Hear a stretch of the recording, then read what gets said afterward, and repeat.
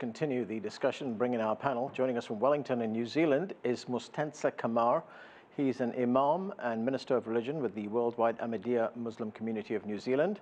Bassima Alghussein joins us here in Washington. She's right here with me in the studio. She's a political analyst and former Obama White House advisor. And Samara McPhedran joins us from Brisbane in Australia. She's the director of Griffith University's Homicide Research Unit. Welcome to all of you to the studio. Imam Mustenser, let me start with you. We just heard the mayor of Christchurch talking there, telling us about the outpouring of support that New Zealand has received. In her words, love, compassion and kindness that the community is receiving, especially the Muslim community. How is the community coping with this just a little over 3 weeks after this catastrophe?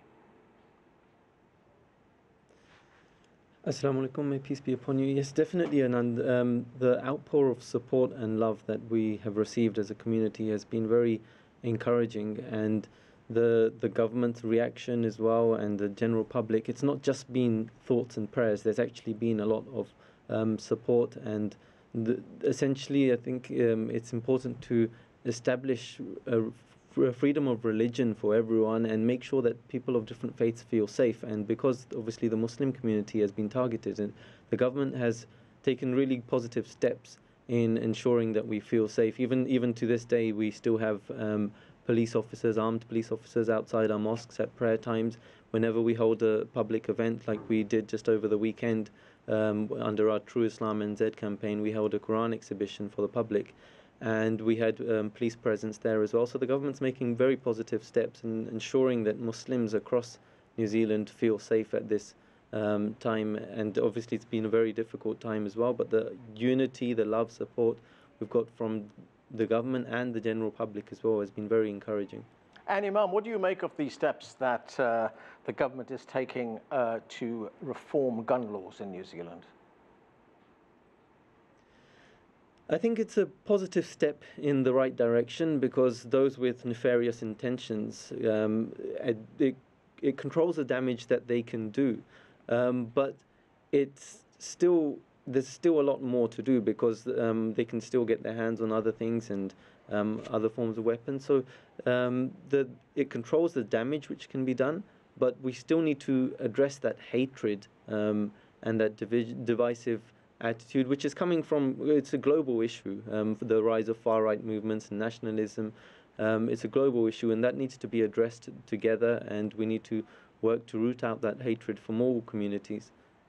All right, let me bring in Samara. She's in Brisbane in Australia. And Samara, we just heard Mayor Leanne Dalzell there talk of the action that Australia took to reform its gun laws after the Port Arthur massacre that took place in 1996. Of course, everyone looks for answers after there are catastrophes of this kind. She also feels, she told us in that interview, that she felt New Zealand should have enacted similar legislation that Australia enacted after those shootings in Port Arthur.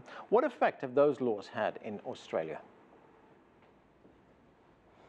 I'm always a little concerned when people advocate following the Australian approach, because what really happened here is quite different to how it's often presented on the international stage.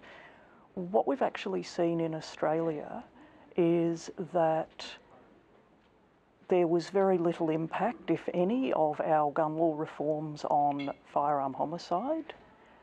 It's hard to tell whether there were impacts on firearm suicide. And when it comes to mass shootings, when you look at the past 50 years, we've had 15 of those events. The most recent was just last year. And when you look back over time, you see firstly they were very rare events. 11 out of the 15 involved family and domestic situations.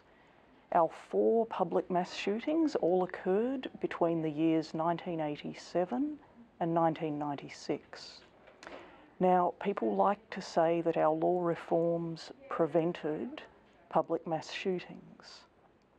The difficulty is that we didn't have public mass shootings before 1987, even though gun laws back then were very lax and semi-automatic firearms were widely available. So before we draw any conclusions about what our laws may have achieved, we actually need to be able to explain why we didn't have mass shootings in the 70s and into the 80s, despite very different gun laws. And if we don't know what started these events, it's hard to say what stopped them. Unfortunately, what we've also seen in Australia is the creation of a lucrative black market in illicit firearms. Yeah. And the notion that people can't access military-style semi-automatics anymore is not correct. Yeah. We frequently see those in the hands of organised crime. Okay, Bassima, let's talk about the United States. We have seen so many incidents of mass shootings here in the United States. Every time we see one of these mass shootings, we hear protests, expressions of outrage. As the Imam pointed out to us, we hear lots of thoughts and prayers, and before we know it, it's back to normal again.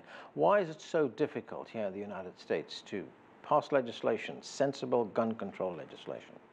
This is such a divisive issue in Congress, and yet when you look at the polling data across the public of the United States, most people are for universal background checks, and most Americans support an assault, or rather a ban on assault weapons.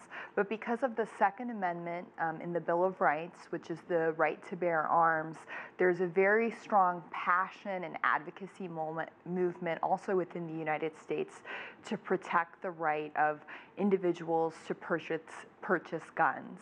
And what the conflict becomes is exactly where is the line with that right. So when we look, for example, at the First Amendment, which is the right to free speech, it is understood in the United States that there are limitations on that right. For example, slander is illegal, libel is illegal, and so it's very important in the United States we ask ourselves as policymakers, does the right to bear arms for a citizen extend to really access to weapons of war, which is what the weapon that was used in the Christchurch shooting was, and also in previous mass shootings in the United States. Is there a feeling in the United States among those strong supporters of the Second Amendment that even the slightest bit of gun control would be the thin edge of the wedge? At some point, it's going to take over. Guns are going to be taken away. Yes, exactly. And that is one of the biggest causes of concern and division in the policy debate in America, is this fear that if I'm a passionate duck hunter or deer hunter, that if we bring up any sort of limitations to the right to bear arms in Congress, that all of a sudden your gun is going to be taken away. And I mean, there's so many answers to that argument. First of all, I don't think anybody is shooting a deer or a duck with an AK-47. Right. You don't need to be unloading 40 rounds of bullets into some game. Nobody's going to be eating that animal. Nobody's going to be hanging it on their mantelpiece. The second thing is that when we talk about weapons of mass destruction, the reality is that small arms, including AK-47s and those similar model of weapons, have actually killed more people in the entire world on the aggregate than chemical, biological, or nuclear weapons combined.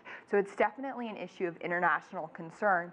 And I agree with the mayor of Christchurch, who said that, you know, this is really an issue where all countries need to come together to address this. Yeah, she talked about the global effort there.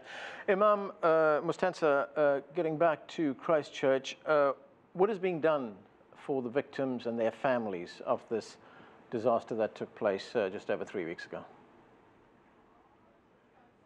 I mean, I visited Christchurch following the attack as well, and met some of the victims there, some of the survivors, and some of the family members who'd lost their family.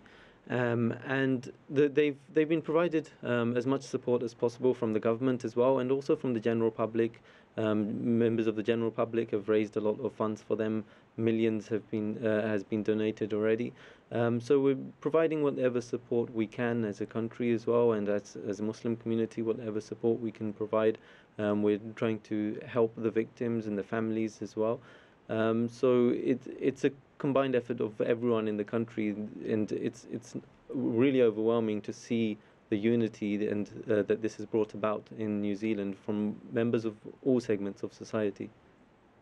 Samara, when we talk about incidents of gun violence like the one that we saw in Christchurch, one other issue has been cropping up more and more often, and that is the role of social media in the kind of violence that we saw there.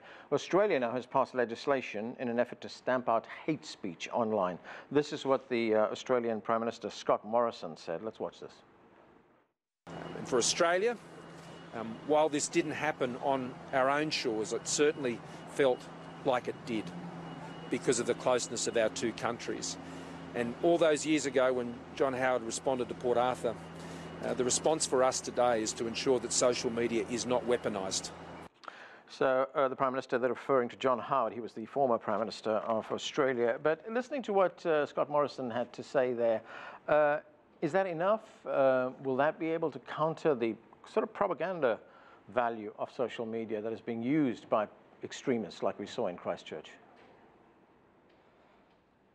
Well, it's a very challenging question, and certainly concerns have been raised in Australia by other political parties and commentators around how quickly this piece of legislation has gone through the Parliament. There are a number of concerns about the technical aspects. More broadly, I think we have to be very mindful of one of the key motivators that we see in both mass shootings and terrorist attacks more broadly. And that is the motivation of getting as much publicity as possible for the act itself. We certainly saw that in relation to Christchurch. Right. The perpetrator really made very, very deliberate attempts to use not only social media, but to carry out his crimes in a way that would generate the greatest possible publicity. In his writings, he was very explicit about this. He stated that he deliberately targeted New Zealand because it's so peaceful, and that he deliberately chose guns because that's how you get the most media coverage. So even if we try to regulate social media, there's still a much broader discussion that we need to have around the role of media in all its forms, right, and whether the media can unintentionally encourage and provide glorification of these acts. So it's a very challenging and vexed area with no easy answers. Bassima, what are your thoughts on that, especially here in the United States? You know, how does one regulate, control social media and not hit this huge brick wall of the First Amendment? Well, I think that there are a number of issues being raised by my colleague in Australia, and it's important to understand that one of the things that constitutional scholars and judges in the United States grapple with is the concept of balancing rights. So, for example, as the Imam stated earlier, you know, one of the rights in the United States is freedom of religion, the right to exercise your religion. Right. So when we get to this point where, you know, the Second Amendment is being protected so much to the extent that it impedes people's ability to practice one of their First Amendment rights, which is the freedom of religion. And so it's all a balancing act. And I've seen many, you know, studies and data, reports, analysis that say it's hard to pinpoint the exact causes of mass shootings. But one thing that we do know about mass shootings that's unquestionable is that the tool of mass shootings are guns. And we want to have a multi-pronged approach. We should have a multi-pronged approach. We should look at mental health issues, history of crime, domestic violence, the specific weapons being used, how people are, you know, essentially copycats. How social media is being used. But again, as I shared with you, we do have limitations on slander and libel in the United States. We also have limitations on, I mean, take for example, just going to a movie. You know, they're PG-13. At this age, you're allowed to see this movie. At this age, you have to see another movie or have your parents' consent. So there are limitations in society, and we need to cross-apply that to gun control. There have been some changes in the US, though. I mean, there was bump stocks, which are these things you can put onto Yes. a gun, Uh-huh. enables rapid firing. Exactly. So that was after the Las Vegas shooting that was that banned. legislation Yeah. passed. We've just had a ruling by the Connecticut Supreme Court ruling that a gun manufacturer, Remington in this case, can be sued by the victims and families of the Sandy Hook shooting. That is a significant change, isn't it? That's definitely a significant change. One of the issues with the bump stock legislation particularly is that bump stocks in and of themselves aren't a weapon. They are an accessory to a weapon. Right. And so it's a little bit easier to regulate that. And then in terms of the decision in Connecticut, that without a doubt will be challenged in the higher courts. I'm sure the National Rifle Association will try to bring that to the Supreme Court. We'll see if the Supreme Court hears it or not.